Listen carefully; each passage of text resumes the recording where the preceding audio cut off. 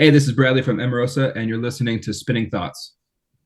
What's up, everyone? This is Angelo coming at you with episode 236 of Spinning Thoughts. My special guest is Bradley Scott of Emarosa, and we talk in great detail about their new album, Sting, that's due for release on January the 27th.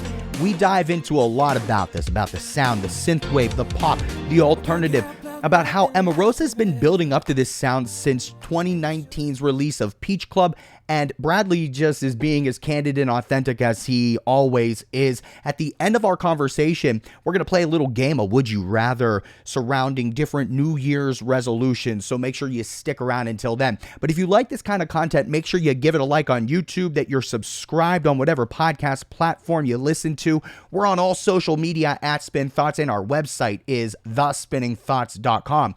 Without waiting anymore, let's dive into my conversation with Bradley Scott of Emarosa. I'm so excited for my guest here in episode 236. We've got Bradley Scott, the vocalist for Emarosa. The band is due to release their sixth studio album titled Sting on January 27, 2023, consisting of 10 tracks that combine influences of pop, synthwave, alternative, and 80s hits. Bradley, welcome to Spinning Thoughts. Hey, how you doing, man? Thank you so much for having me. Yeah, hell yeah. I know you got a lot going on, as we were just talking about off the air. Obviously, the band is ramping up for a highly anticipated release. It's been about 3 years. I know that there's been about 4 pre-release singles that we'll dive into all of that. But before we get into the music, I do just want to say on the air and start off by congratulating you, as it seems you've welcomed a new baby into the world not too long ago, just a mere few days ago. I hope baby and mom are healthy and doing well. Talk to me about how you're feeling right now with all of this going on. I'm so fucking tired. To be honest with you, it's great. I think having a baby it's very romanticized. And they don't often talk about the hard parts, Yeah. It's like putting comedies and things like that, but it is tough. It is very hard. And so it's been about a week of just like, you're up, the first couple nights, you're up every hour, you're up like every, half hour, because you're just like locked in, Yeah. but it's pretty amazing also. So you don't really understand it until it happens, I guess, is what they say. But I'm very tired, to answer your question. I bet. Yeah. And it's only 7 days into the new year, and so we're ramping up to the album cycle. So get used to being tired. I'm sure that you are. I'm fine with it. Again, before we dive more into the music, I am curious. I really admire the fact that you are seemingly balancing well this dichotomy of raising a family, having kids, things like that, and being in the music world. A lot of people don't associate those things all the time. And It's not a lot true. of people talk about it. And I don't want to, spend too much time on it, but I'm just kind of curious what it's like for you being in a band, especially right now as you're ramping up to an album release. How do you find that balance? And do you have any advice for anybody else in the music world that's kind of doing the same thing? It's tough. There's a lot of people that do it, and I like to keep my family life private, because while I love making music and I love being in a band, it is at the end of the day a job and a business. And when I'm on my deathbed, I'm not going to be talking to anybody about how much I loved our new record. Like, Yeah. I'm going to be I'm going to be talking about my family. And so that takes priority, in my opinion. And so I'm very lucky in a way, because um, not that anyone can ever reference the pandemic as lucky, but because of that, I was home for a long time and was able to create a strong foundation for a family.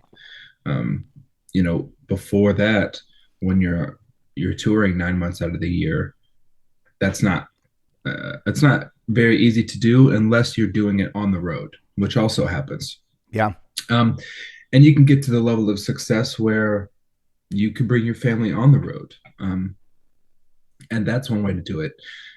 Balancing I can't tell anyone else how to do it or give advice because I'm still learning myself, you know, Yeah. how to do it. My my goal going in is that I disappoint both parties as little as possible, uh, because I think they both understand that I'm doing my best and trying to make them both work.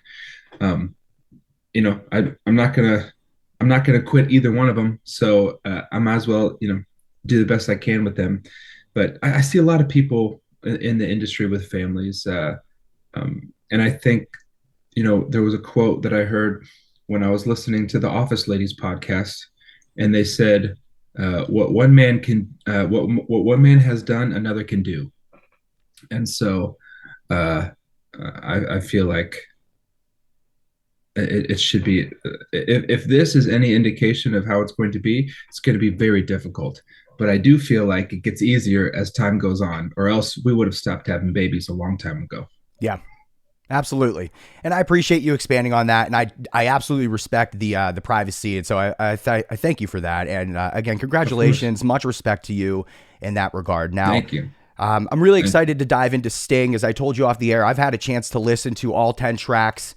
It has such a consistent flow. There's obvious sonic themes throughout. I know that there's a lot of discussion on the internet and stuff about the sound and the approach of the band. I am a fan of Emarosa thank and the you. direction that the band continues to go. You're pushing the envelope. You're not falling into any kind of like nostalgia trap that seems to be existing right now with different genres kind of peaking with the ebbs and flows. You're doing what you want to do and what comes from your heart and soul. At least that's the way that it translates to me when I listen to Sting. So let's dive into that a little bit. As I mentioned before, the album Sting, sixth studio album. It's due for release on January 27, 2023.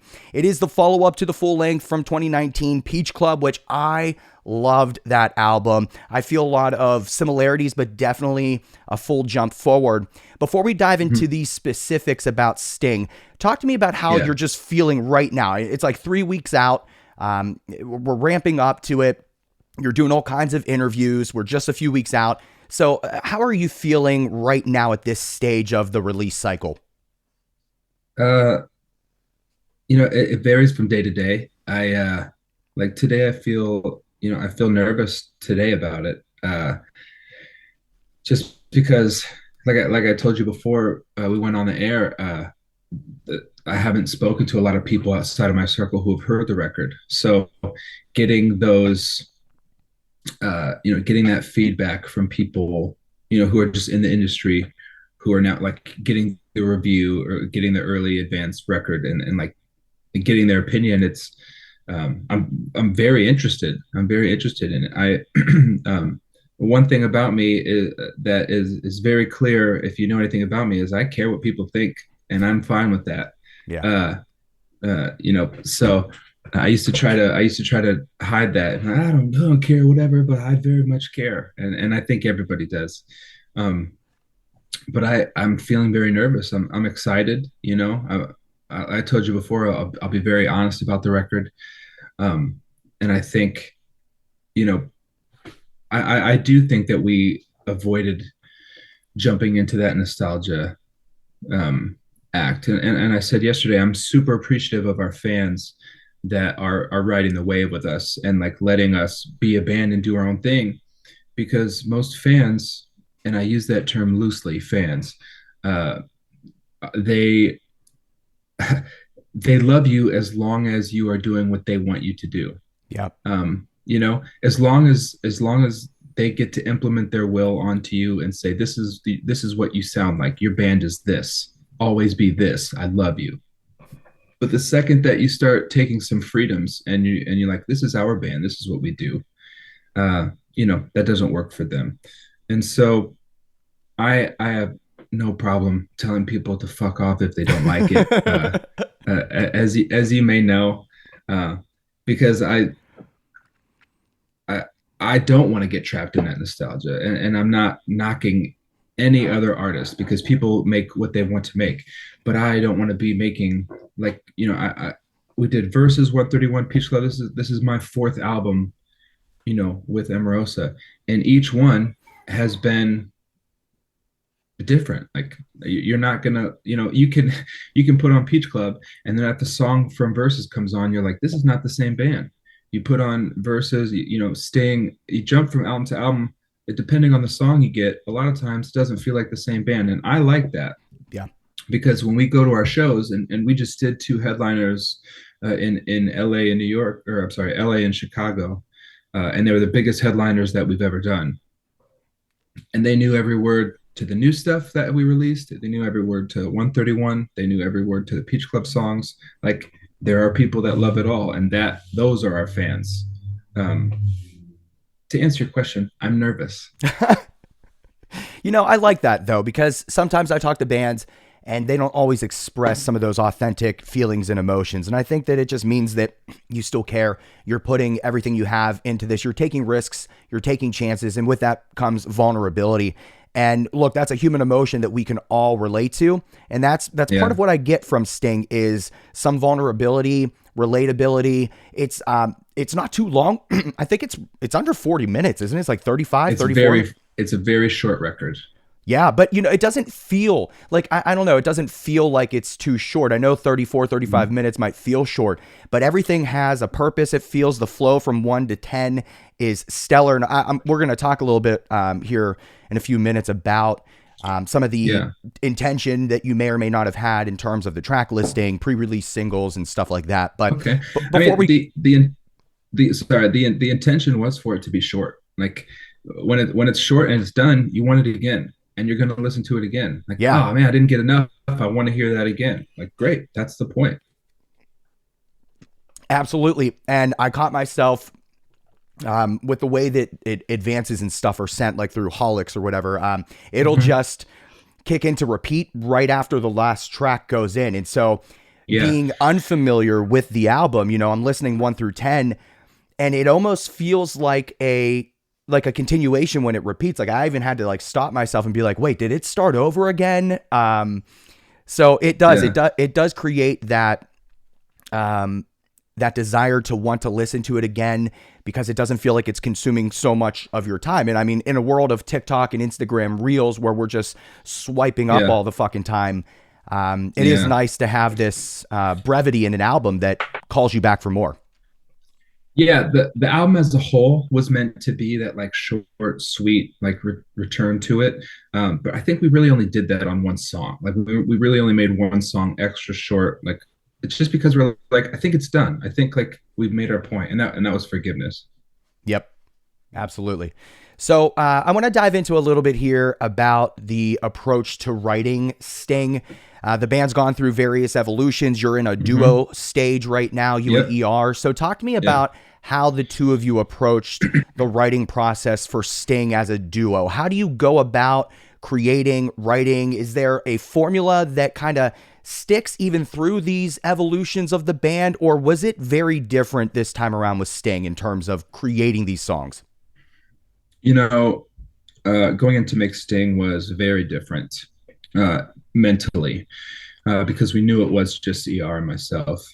Um, and I remember sitting there the first day and just feeling very odd, feeling like I didn't have any confidence.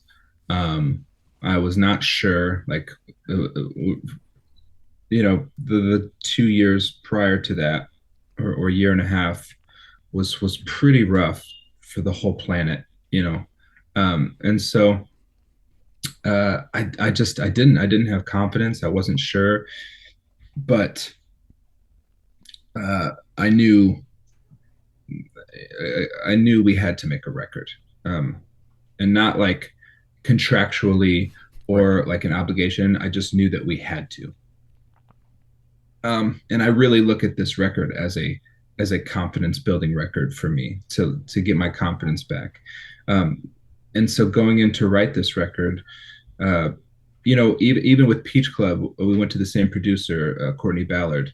And when we did Peach Club, like many artists, the producer becomes a part of the band, Hmm. um, for sure. and and it was the same with this album.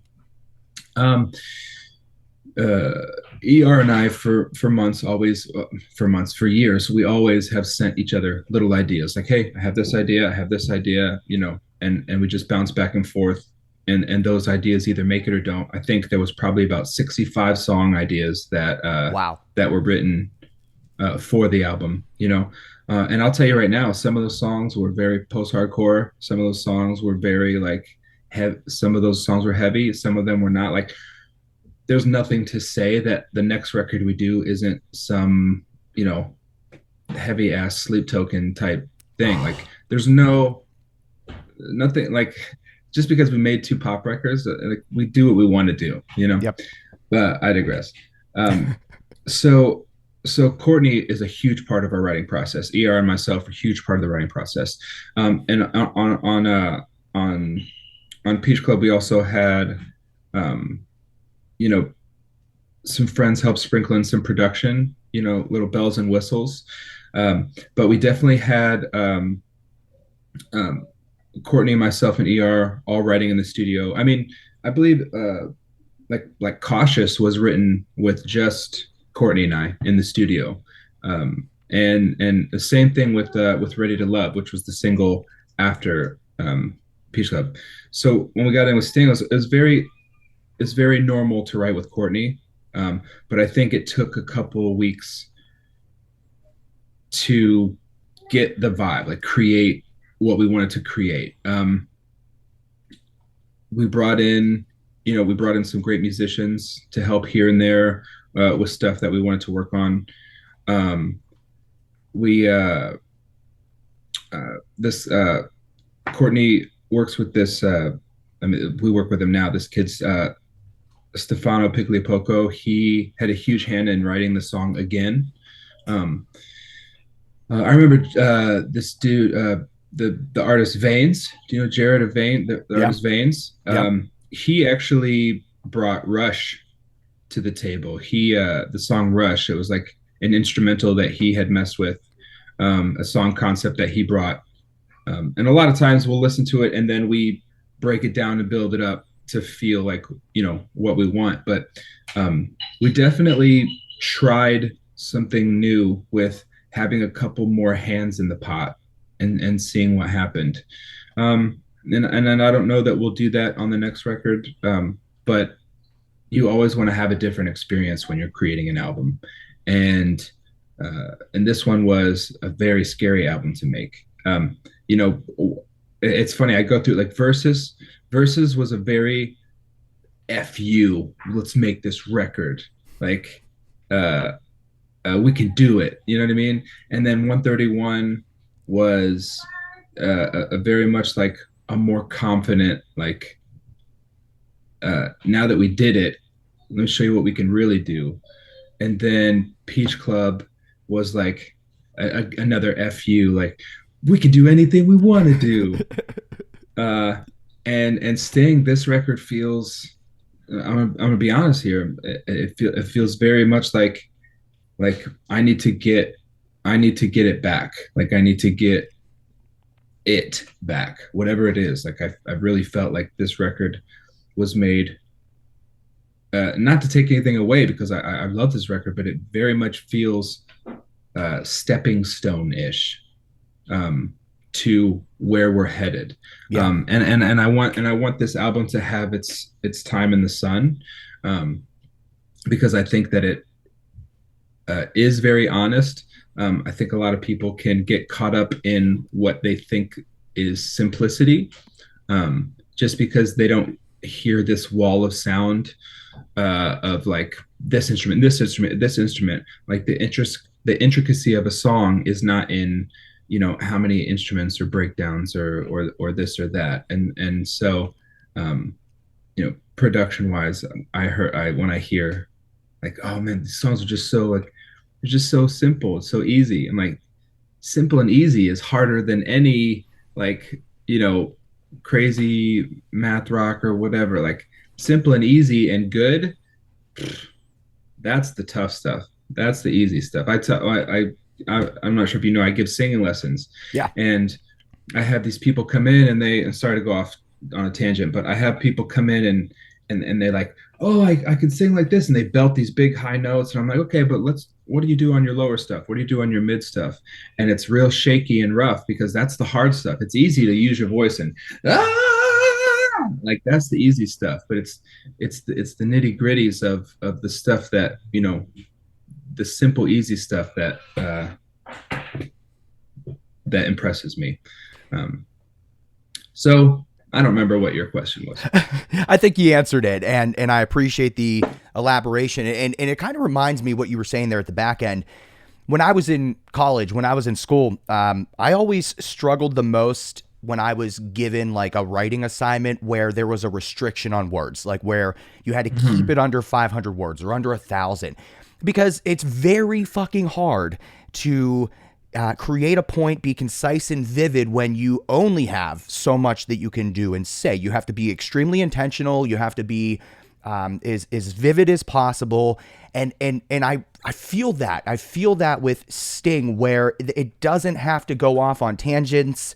And I do think it's dynamic still. Again, simplicity doesn't connotate to a lack of dynamics. I feel all of that, but I just get that connection there where it feels like you were almost keeping it under a certain amount, and you nailed it in terms of making every second count, which again kind of makes the album feel like you want to listen to it again and again. So Yeah, I'm thank you. excited for others to get that exact same feeling and whatever other I, feeling I, they I, interpret. I'm excited to pick your brain about this record. Yeah. Well, what do you want to pick my brain Yeah. on? Uh, I want you to be honest too, not just because we're on. Yeah. Uh, what is your favorite? What My would you favorite say your track favorite is is? Woman. Oh, okay. Okay. What's your least favorite? And hold on, before you say it, I'm gonna write it down. Oh fuck, dude, that's a tough question. Least favorite. I'm a very positive kind of person. It's gonna be tough for me to say a least favorite. Least favorite. Oh fuck. One that you don't. Okay, it doesn't have to be your least favorite. The one that you don't go back to as often. If The you want to one. be nice about it. Okay. All right. The one that I. Fuck, Bradley. I would have to say. I'm looking at the track list right now just to make sure that I'm accurate as possible when I speak here. I'm gonna Yep. say. I'm gonna say Attention. That is not what I would have thought. What did you write down? I don't want to tell you now because then I don't want people to think like, oh, he hates that song. I'll tell you. Well, I'll tell you off the air. all right, we'll do that. But please know Is that it? Is I that? Yeah, of course. Is it too simple for you? Is it too just like empty?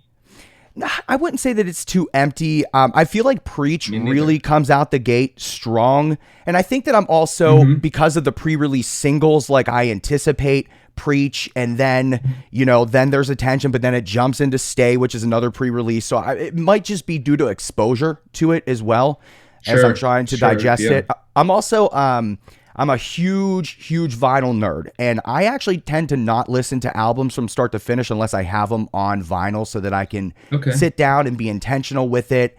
And so who knows? I mean, when it comes to albums, they're so fluid with me. It Sure. depends on what's happening in my life at the time.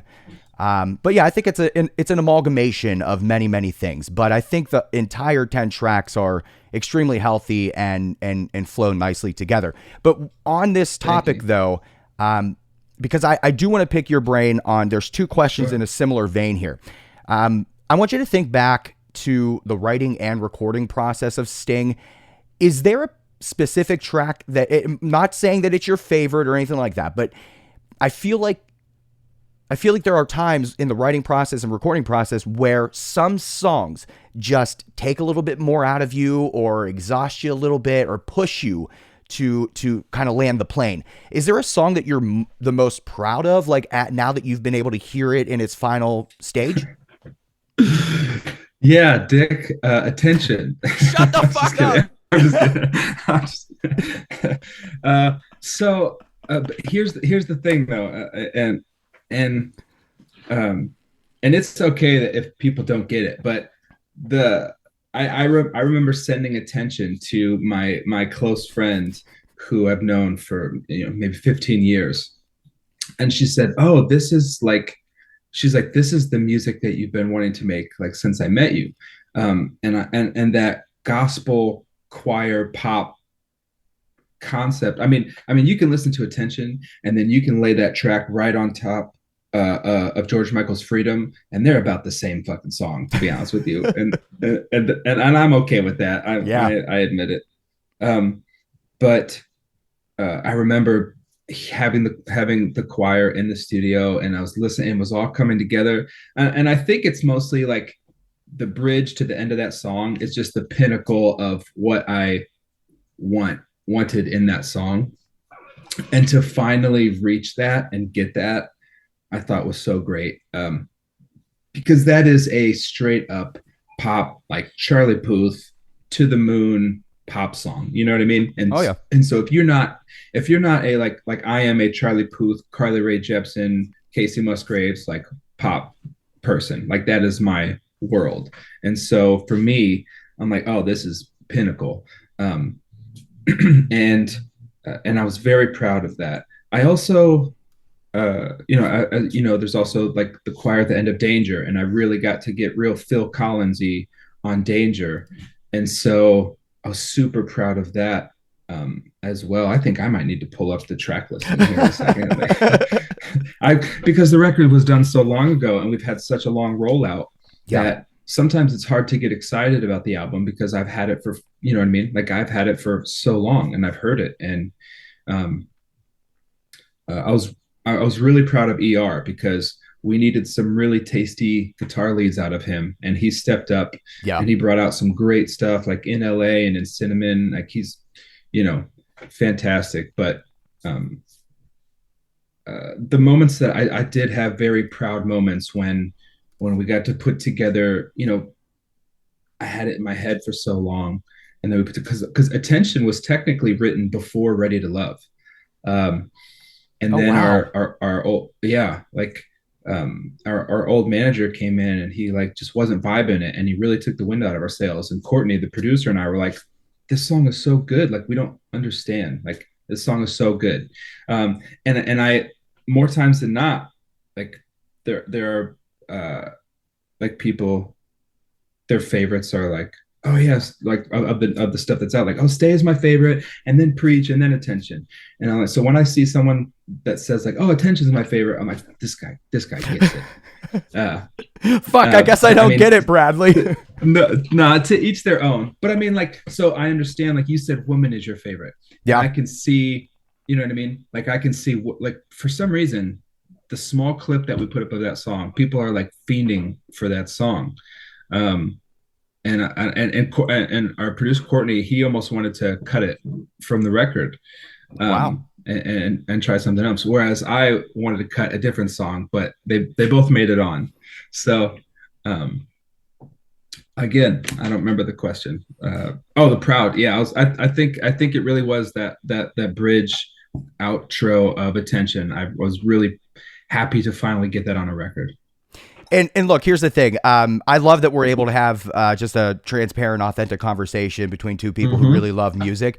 What one of my Yeah. favorite things about having this podcast and talking to artists like you is to get your perspective. And for me, perspective changes things. Just like in real life, perspective changes things. Mm-hmm. And I'm gonna be really, really excited after we're done talking. I'm gonna go back and listen to Attention like fucking 50 times, and I'm just gonna dive into this some more. And I'm gonna find everything in it to love as much as you do.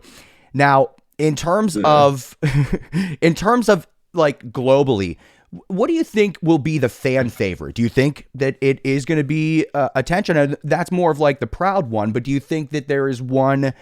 Maybe it's pre-release. Maybe it's one to be released with the full album. What one do you think I the have no idea. no? I really don't know. I don't know what people like, Like I know what I like. Like if I uh like I for sure knew that like Stay was going to be a favorite. Yeah. Like I could listen to Stay and be like, okay, people are going to really love this one. That's why we picked it to do a music video for it. I'm like, yeah, people are going to love it. Preach was I don't think Preach was not supposed to be like, oh, this is the big single. Like Preach was a message, you know. Yeah. uh it was a statement. And Attention was very self-serving to put out as a single, like very much like, look what I could do. uh and so when I think about the record, I think a lot of fans who loved 131, they're gonna like in LA. Yeah. I think they're gonna like Woman. Um, People who like Peach Club, I think they're gonna like Cinnamon. Yeah. Um, you know, Personally, my favorite on the record is Danger, but that's not like, you know. Yeah. My favorite song of all time is Michael Jackson's "Stranger in Moscow." I love Phil Collins, so you can kind of Wow. see like that, like slow, dark, moody type vibe is just that's what I love. Um, I have no idea what would be the, you know, if you asked our producer, he would say Cinnamon is the best song on the album. If you ask, uh, I remember we one of our like oldest longtime fans came to our Chicago show. I didn't even know it. ER just gave her the record. He's like here. I'm like, bro, it's not out for like a month and a half. It's like she's fine. But her favorite, and she's been there for a long time. Her favorite was Woman as well. Um, so I think this is a problem we create for ourselves, where the band has become so eclectic across the board that Yeah. there's no way to say, oh, this will be everyone's favorite, because it just doesn't work like that for us now, unless there's just one undeniable, you know, top 40 big smash. I got my head out the like, unless we get one of those, Yeah. like, it's hard to say. I think there's a little bit of everything for a lot of people. Absolutely. And another intriguing part about Sting is really I do feel like any one of the 10 you could have pre-released, and that it would have made sense to pre-release it. And so I'm kind of curious, just briefly here, Bradley. Was there any psychology behind the 4 that are out right now, like to make sure that those were the ones that people get a taste of before the full release? Thankfully our label was just like, which ones do you want to put out? And I was like, these. And they're like, great. They really pushed. It's crazy. I think their favorite song is my least favorite song. And I'm pulling up the track listing because I don't know my own record. Um, yeah, yes. Okay, so their favorite song is my least favorite. And I fought because I didn't want it to be a single, because I'm just like, I just don't think we got it. But they still like put it in their press release as like a featured song, and I'm like, you sons of guns. Um, but when I go through, unintentionally, the first 3 songs were the singles, and we had the track list before we picked the singles, obviously because we had to get vinyl into production. Yeah. But I think cinnamon could very well have been, I think a standalone single. I don't think Forgiveness. I think that's a track record. It's a little short. It's a little Yeah. mellow. I think In LA could have been. Again, obviously was. Wow, we put out 4 singles. Yeah. That's a lot for Yeah, out of 10 tracks, you know? yeah. I mean, the thing is though that like the purpose of that was to, continually be having something to put out, like, and continually be in people's faces, like, here's a song, Yeah. here's a song.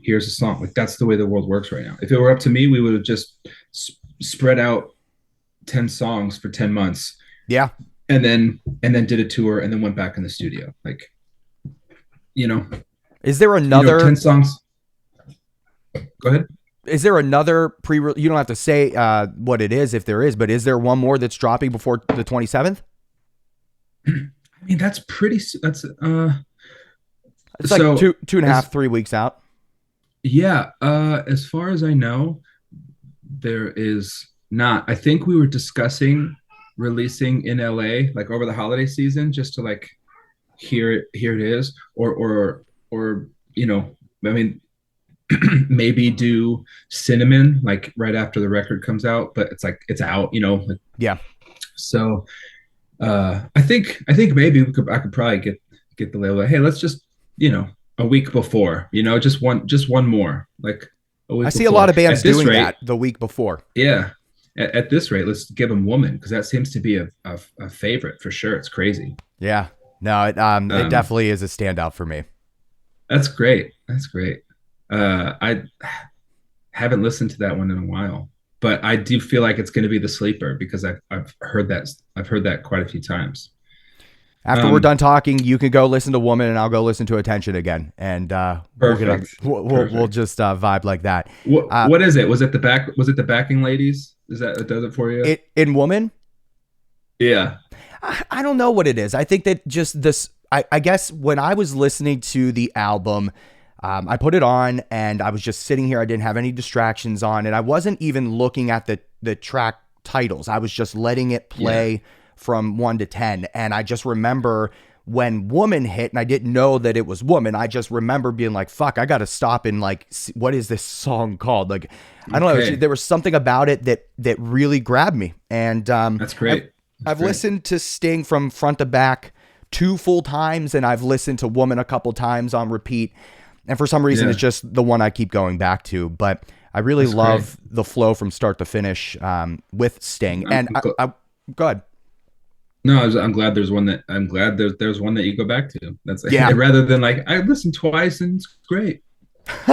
No, I mean, certainly, like, Woman is the one that I will continue to go to. And as I talk to people, I don't know, that I just feel like that's going to be the one. Like, if I ever find somebody who doesn't know of Emarosa, that's probably going to be the one and be like, yo, check this one out from Sting. It's That's just, cool. it caught me for some reason. That's Um, but, cool. but I want to ask you this here as I wind down on the Sure. questions about Sting so we can cover a couple other things before we run out of time. Um, Obviously, the album is called Sting. You got a scorpion on the album Mhm. cover. I'm sure there could be some symbolism there, meaning something in your life. I don't know if there is. I was curious if you could expand on that. And also, this seems intentional, but you have an album title that is one word, and every single track title is one word. Was there any kind of reasoning behind all of that? Can you give me any insight? I just think it's strong and simple. Uh, you know, uh, when we were naming the album, uh, Stay was actually called Sting. Yeah, it was his working title. It wasn't like it was before I had lyrics or anything. It just felt like that. And anyone who knows ER and I uh, more personally or follows us, we're huge wrestling fans, and um, I would be I'd be lying if we say we didn't lean in on that a lot of times. Um, and that was a huge fans of Sting the wrestler. But I was looking up some imagery of the scorpion, and I learned some facts about the scorpion that scorpions can and have survived just about everything. Um, they are they are um, wildly resilient and existed before dinosaurs. Um, Oh, wow. and uh, they are they survive just just about anything, and I think that this band has shown that they do the same thing. And so it all just kind of fell into place and painted itself. Love it. And I do. I love that the song titles one word, album title one word. The full album, 34 minutes. It's simple, it's repeatable, it's digestible, and again, dynamic all at the same time. So I think it all flows from album cover to song title to start to finish. So it's a healthy group of work there. Um, January the 27th is when Sting drops. This is a few weeks away, so everybody make sure you Yep. go pre-save it. That's always super helpful. Get some vinyl, get some merch, and support Emarosa. Now, Thank you. Bradley, I want to shift gears here slightly because, as you mentioned a little bit earlier, you do different things still surrounding music, but outside of Emarosa, where you're doing vocal lessons. You do handwritten lyric sheets. I saw this tweet that you put out the other day, custom songs, Yep. co-writing. Hmm. So I was hoping you could just kind of expand a little bit on your vision for those things in 2023. Do you have any like big projects? Like, are you being featured on any songs from other bands? Like, I think of Kellen Quinn anytime people talk about features. That man just never stops. He's on every fucking song. I feel like you and your voice could lend to so many different genres and so many different bands. Like, I could see you blowing up so many different bands as a feature on their songs. Do you have any plans there? I would be very open to that. I will say that I am pretty particular. Yeah. Um, I don't want to jump on just every single song because I think that it kind of oversaturates. Uh, and so to each their own, obviously, but I just don't want to jump on every single song. I'm very open to it. I love that concept. There was an artist called Van Plating, and I sang on her song called Mountain, and it's a very like folk, like very out of my wheelhouse, like Yeah. super indie folky song, and I got to kind of tap into a different part of my voice, and I love doing that. I do still teach. Like I've got about 40 students all across the world that I Wow. teach every week through like singing, songwriting, working on their voice. The custom handwritten lyric sheets are there, all the time on my website, which is badlyscott.com. Um, the uh, the custom songs are tricky because they take a little bit more time. Yeah. I usually open up the custom shop, and I said this before. I got the idea because Max Bemis had a custom song shop that he did like so long, and he was the first person that I saw do it, and I was like, oh, I could like. We have fans that would want something like that. You know what I mean? Like if you had told me when I was like 19 that Patrick Stump was doing fucking custom songs, you kidding me? There's no amount of money that I would not have paid to be like, yes, Patrick, sing to me. Yeah. Like, you know what I mean? Like, Yeah. and I just finished about 20 of them around the holidays Holy because people shit. give them as like I've done like wedding songs, I've done Christmas, Christmas presents. I've written songs for people's dogs. Like they just some like people just want something fun, and I do them here. I record them, I write them, I email, and like get all right. What's this song about? And then people. I mean, people have loved it. I've been very grateful. It's a good outlet and an exercise for me to be like constantly writing things that like I don't sit down like, okay, what am I going to write about? Like I have something. It's like a great exercise for me. Um, but yeah, I do all of those things. Do you have any bucket list bands or artists that you would love to either be featured on one of their songs or have them featured on an Emarosa song? Um, bands, probably not. I'd really love to get Big Sean on a song one day. Yeah. Uh, he's my favorite rapper. I'd love to get him. I love like I said, I love pop and R&B. So, in that way, I'd love to work with those artists. As far as me, I actually, it's been a long time. I would love to jump on like a heavy ass band song, Yeah. um, just to show that I can still do it. Yeah. Yep. Like somebody I don't know, tell Dayseeker or tell somebody to hit me up and let me rip. Yeah. Well, I just had Telly Smith on from The Word Alive. Hmm. So maybe you two can get together. It'd be a full circle for me. And that's just Yeah, I selfish, know, but yeah, I know Telly. yeah. Uh, I think it's great that you do these kinds of things outside because what you're doing is you're not only in my opinion you're by doing these like outside voice lessons and custom songs, you're still staying like relevant in your own like musical world, like you're keeping up with your craft, but you're giving back, Yeah, man. Like you're giving back to the community and you're becoming like super approachable. And I feel like in 2022, 2023, and moving forward, people really want to fucking feel attached to the bands and artists that they love. That's why Patreon's massive. That's why, all these different avenues really help bands kind of stay relevant is because of the approachability that you yeah. create. So I love that for you. It's a dangerous line. Thank you. It's a dangerous line because that attachment, that parasocial attachment, can also turn into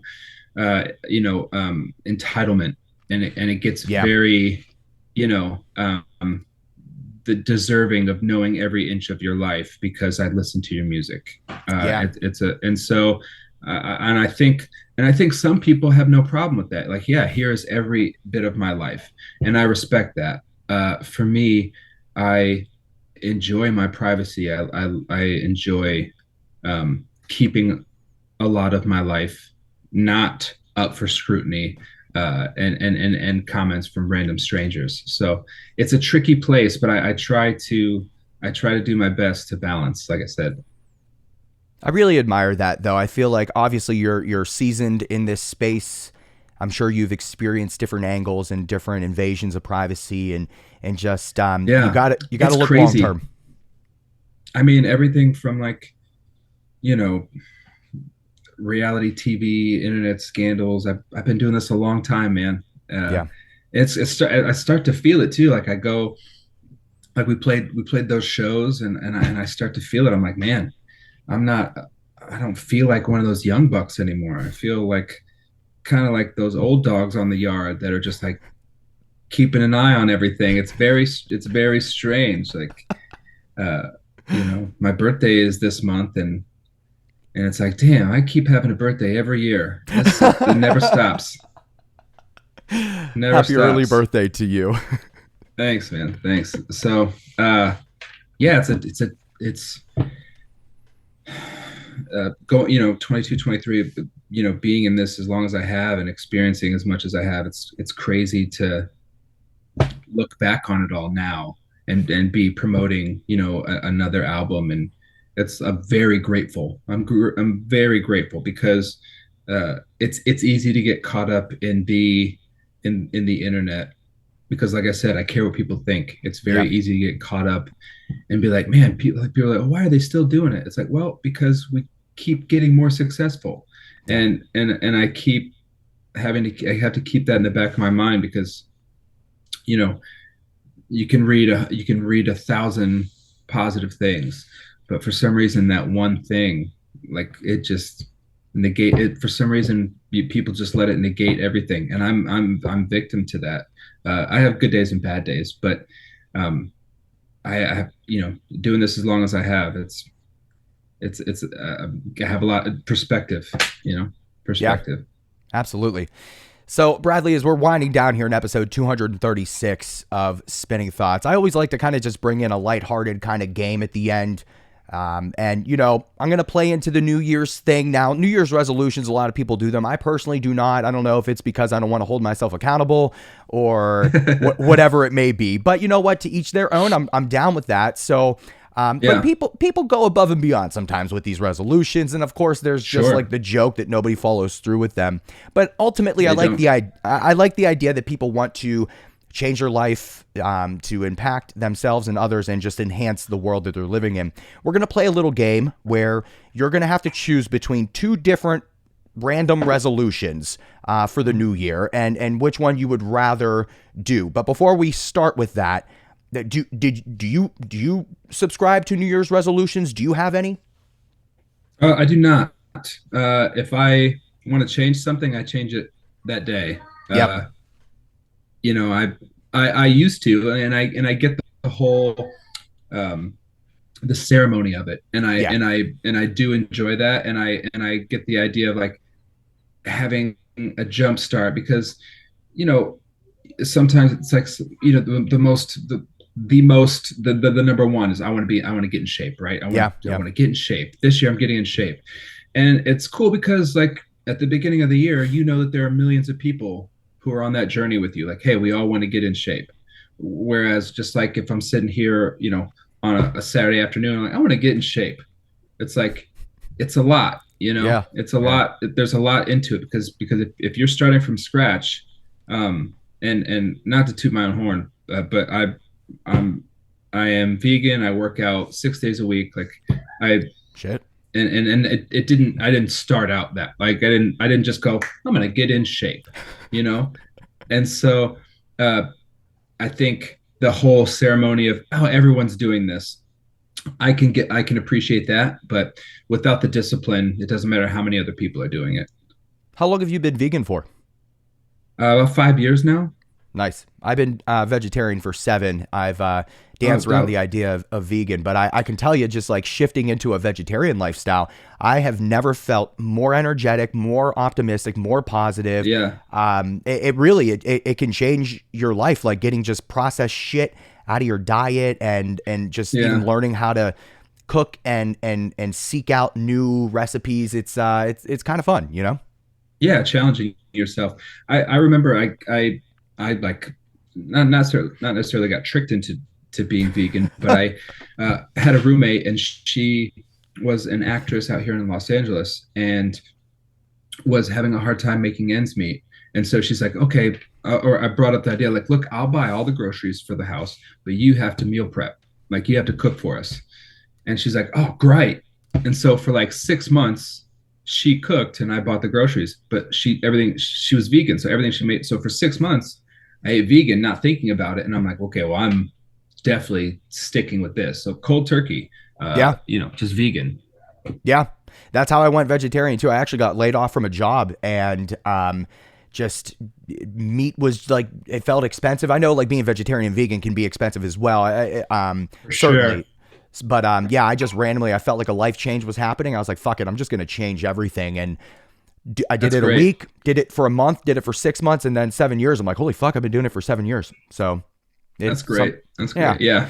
So all right, let's dive into this game. And let's see what you would rather do. So, in terms of New Year's resolutions, would you rather stop using social media or stop using media Stop using streaming? social media. There's nothing else that I could compare it to. Man, I'm gonna tell you right now, if I wasn't so tied to it because of this band, I Yeah, it would not exist in my house. I hear you. I hear you. That's easy one. That's such an easy one. Yeah. All right, so we started off easy. I'm glad we could Yeah. do that. So, would you rather cut like sweets out of your diet, or and I don't know if you drink, so excuse me if I'm wrong there, but would you rather cut out sweets or Okay. alcohol?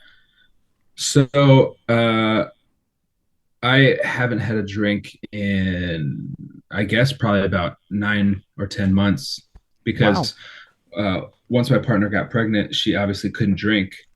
And so I was like, look, I'm going to do this with you. And Holy shit.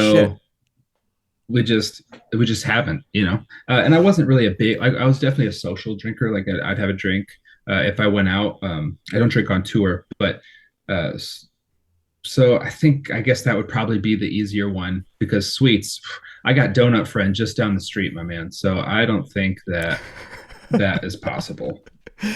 Now I know you're vegan now. I didn't know that going Mm-hmm. into these questions. I know that there's alternatives to the what I'm about to say here. So I don't know if you want to Sure, lean into it sure. from the vegan perspective or not. But Nah, no, go would you for it. rather stop eating pizza or stop eating tacos? Shit, man. You know, there's this place in Los Angeles called Sugar Taco Okay. that is the best tacos I've ever had, like vegan or not. Best tacos I've ever had. Sugar Taco. Um, but then when you talk about pizza, we got Masa of Echo Park out here that has great vegan pizza. I've had Kitchen 17 from Chicago mailed to my house in Venice many times. So that's really tough. I'd have to say I'm okay with cutting out pizza and I'll keep the tacos because Sugar Taco in Los Angeles is next level. All right. Whenever I'm out in LA, I guess that's where I'm going to go and try it out. Yes, yes. Would you rather be kinder to yourself or kinder to others? Kinder to others. I'm a bit of an asshole. Yeah, I know that.